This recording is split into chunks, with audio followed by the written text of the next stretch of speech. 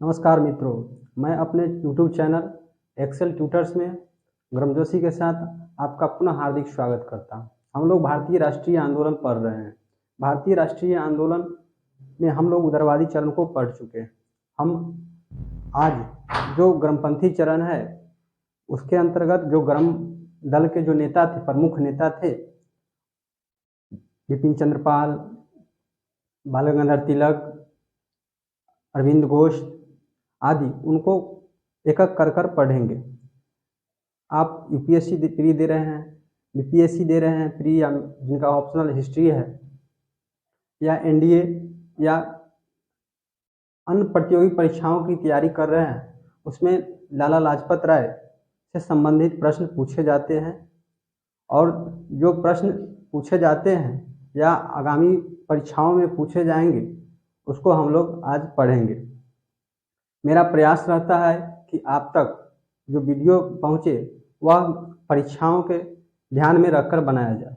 इसीलिए हम संक्षेप में वीडियो बनाते हैं ताकि आपको समय और जो ऊर्जा है वो कम खपत करना पड़े।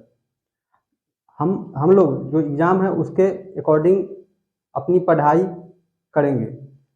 इसका मतलब यह नहीं होगा कि हम पीएचडी कर लेंगे। पीएचडी करने का कोई, हमको परीक्षा पास करना है, पीएचडी नहीं करना है।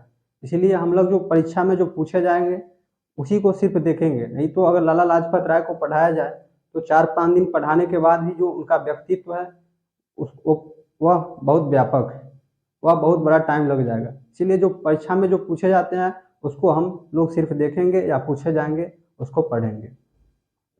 जो लाला लाजपत राय हैं उनका जन्म जो पंजाब के लुधियाना था में 1865 को हुआ।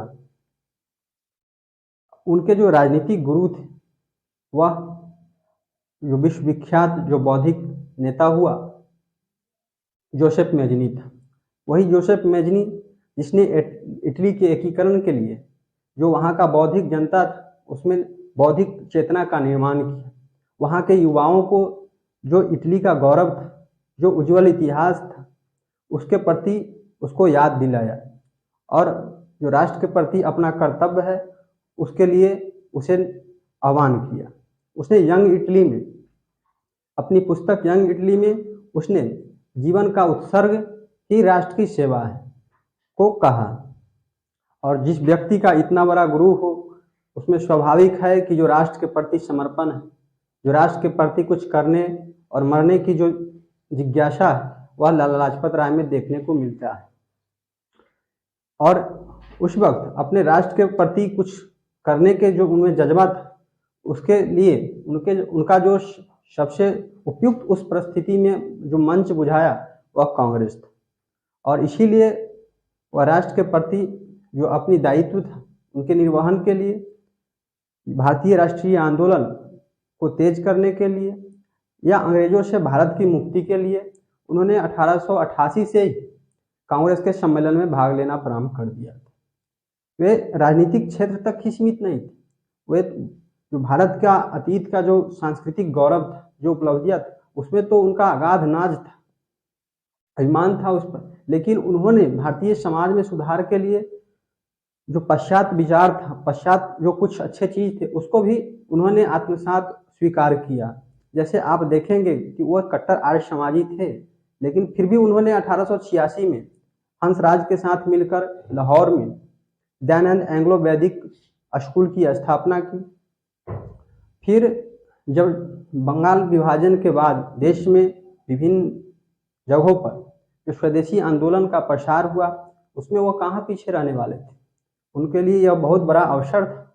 इसीलिए स्वदेशी आंदोलन में उन्होंने जो पंजाब और उत्तर प्रदेश में स्वदेशी का जो कार्यक्रम था उसका व्यापक तौर पर प्रचार प्रसार किया। जब 1907 में जो कांग्रेस का सूरत अधिवेशन आयोजित किया गया तो उस समय गर्मपंथी का जो नेता थे वह अरविंद घोष थे। और उन्होंने जो सूरत अधिवेशन के लिए अपने तरफ से जो कांग्रेस का अध्यक्ष के लिए नामांकित किया था वह कोई और नहीं या बाबू लाला लाजपत राय ही थे। हालांकि वैचारिक संघर्ष और कुछ अन्य कारणों से कांग्रेस विभाजित हो गई, लेकिन जो लाला लाजपत राय काफ़ी असहाय मुखदर्शक रहे। उनकी कोई व्यक्तिगत दिली इच्छा नहीं थी। वे तो राष्ट्र के प्रति अपने जो व्यक्तिगत जो इच्छा था उसको पहले ही वो छोड़ चुके थे। वे राष्ट्रीय आंदोलन के जो इस घटना से कमजोर होने का जो संभावना था उससे वो काफी आहत थे। लेकिन जो उन्होंने स्वदेशी आंदोलन में जो सक्रिय भागीदारी निभाई, जिससे अंग्रेजों के जो नींद था वह हराम हो गया था। रात में भी उनके सपने आते थे बाबूलाल लाजपत राय, और इसीलिए 1908 के मध्य में उनको गिरफ्तार कर लिया गया और उनको देश से बाहर निकाल दिया। वो ब्रिटेन उनको निर्वासित कर दिया गया, और फिर जब वह लौटकर 1909 में आए तो अमेरिका चले गए, और अमेरिका में उन्होंने वो जो भारतीय समस्या है उसे विश्व के लोगों को बताने का कार्य किया कि किस तरह से जो औपनिवेशिक शासन है, अंग्रेजी शासन है, भारतीयों को शोषण, उत्पीड़ित और क्रूरता का व्यवहार कर रही है, ताकि जो वैश्विक जनमानस है उस पर जो ब्रिटेन पर दबाव पड़े और भारतीय लोगों के प्रति जो राष्ट्रीय आंदोलन है उसके प्रति सहानुभूति बने। फिर 1916 में उन्होंने अपनी एक पुस्तक यंग इंडिया को लिखी, और उसी यंग इंडिया के लेख में उन्होंने 1916 में कांग्रेस के संदर्भ में सेफ्टी बल्ब सिद्धांत का प्रतिपादन किया,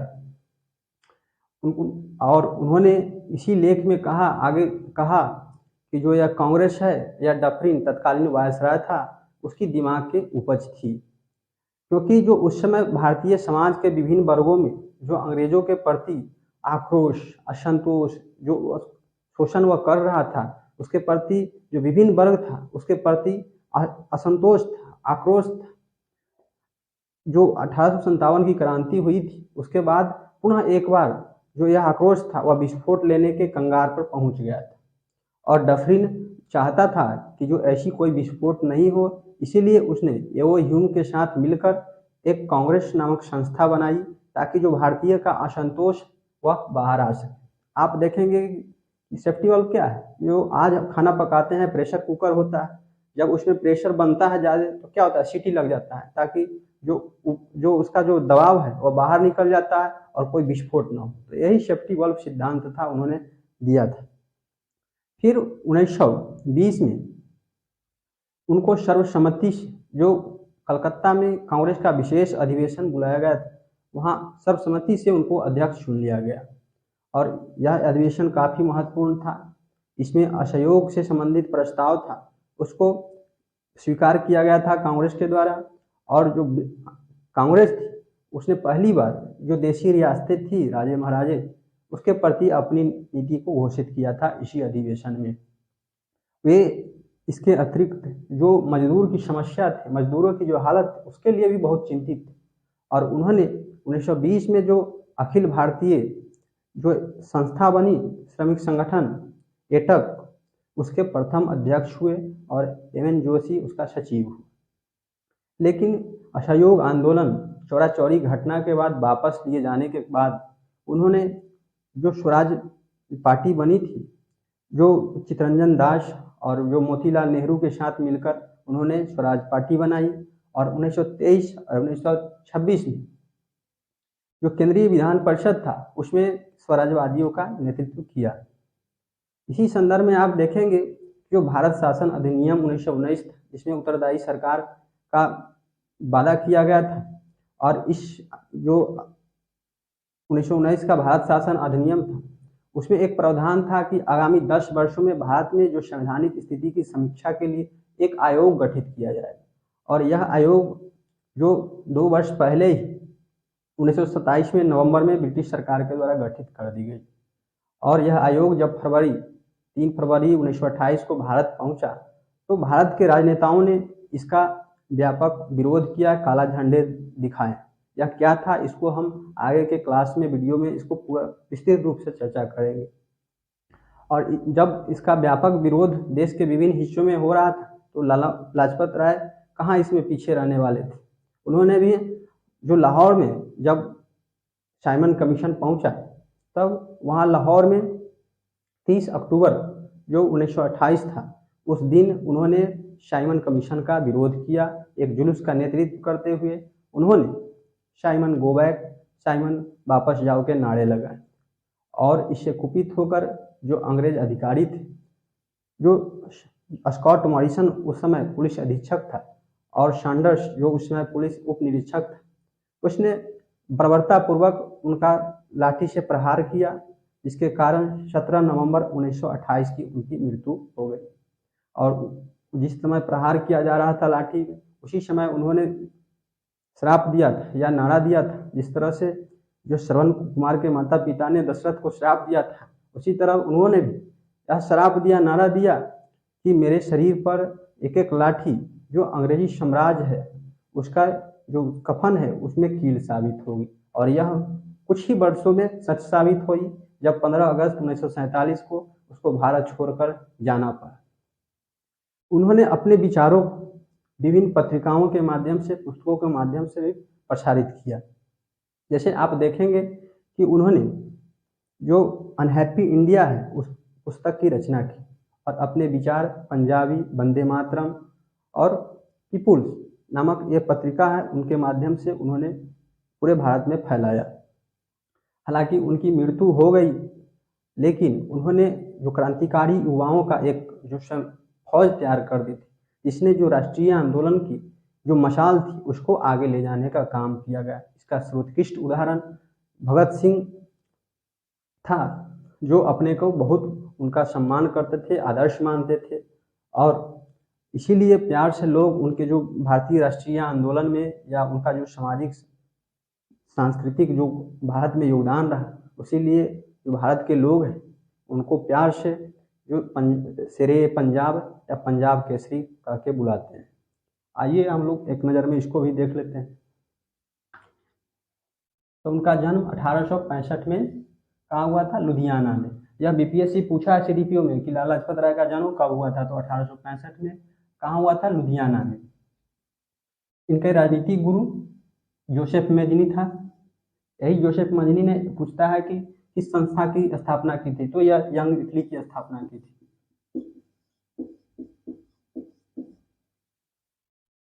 इनके राजनीतिक गुरु जोसेफ मेजनी था। तिलक का राजनीतिक गुरु दादा भाई नौरोजी था।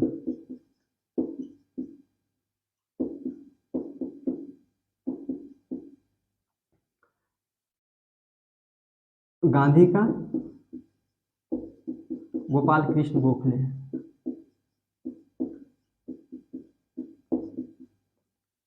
सुभाष चंद्र बोस का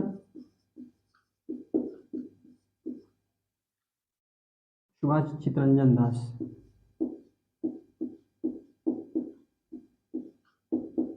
आदि नेताओं का जो राजनीतिक गुरु हुआ, इसको ध्यान में रखेंगे।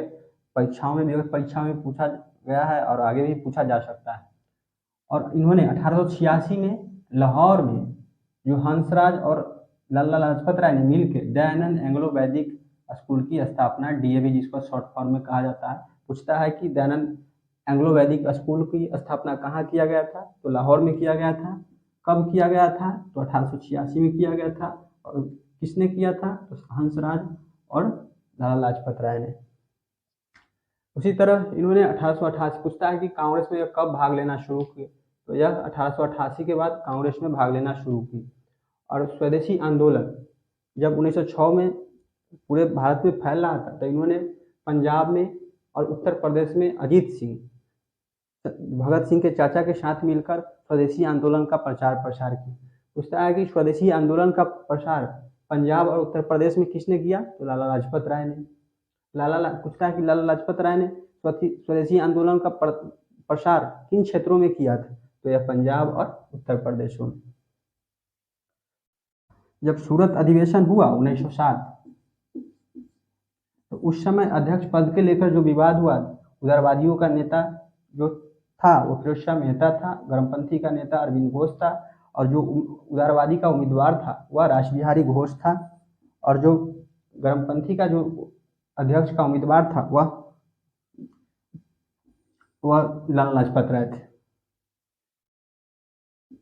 फिर जब स्वदेशी आंदोलन में इनकी सक्रियता के कारण ब्रिटिश सरकार के द्वारा 1908 में गिरफ्तार कर उनको देश से निर्वासित कर दिया, कहाँ, ब्रिटेन चला गए। और फिर 1909 में जब भारत वो लौट कर आए, तो इसके बाद अमेरिका चले गए। पूछा है क्वेश्चन कि जब ब्रिटेन में निर्वासित कर दिया गया तो उन्होंने फिर कहाँ किस देश चले गए थे। जब क्वेश्चन पूछा है तो ध्यान में रखेंगे कि वह ब्रिटेन गए थे या ब्रिटेन से वह अमेरिका चले गए थे, यह क्वेश्चन पूछा है। और 1916 में यंग इंडिया में उन्होंने सेफ्टी वॉल्व के सिद्धांत का प्रतिपादन किया। कांग्रेस डफरिन की दिमाग की उपज। पूछता है कि यंग इंडिया किनकी पुस्तक थी। पूछता है यह भी है कि सेफ्टी वॉल्व का सिद्धांत कांग्रेस के संदर्भ में किसने प्रयुक्त किया था। और यह पूछता है कि इसने किसने कहा था कि कांग्रेस डफरिन की दिमाग की उपज है, तो लाला लाजपत राय ने।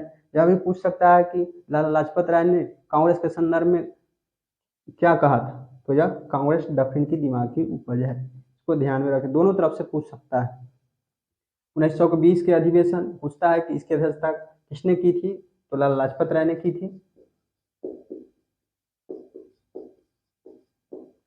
और विशेष कलकत्ता अधिवेशन 1920 में आयोजित किया गया था, इसके अध्यक्ष लाला लाजपत राय थे।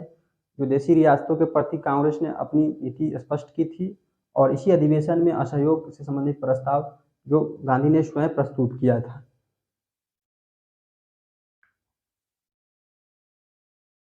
1920 में जो इससे पहले तो 1920 से पहले जो श्रमिकों का संगठन था वह क्षेत्रीय स्तर पर था, कोई अखिल भारतीय संगठन नहीं था। लेकिन 1920 में अखिल भारतीय ट्रेड यूनियन कांग्रेस का गठन किया गया। 1920 में पूछता है कि अखिल भारतीय ट्रेड यूनियन का गठन कब किया गया, तो 1920 में किया गया और इसके प्रथम अध्यक्ष लाला लाजपत राय हुए। या तो पूछ सकता है कि अखिल भारतीय ट्रेड यूनियन का गठन कब हुआ, या पूछ सकता है कि इसके प्रथम अध्यक्ष कौन हुए, तो लाला लाजपत राय हुए। या पूछता है कि इनके जो प्रथम सचिव थे कौन थे, तो यह एम.एन. जोशी थे।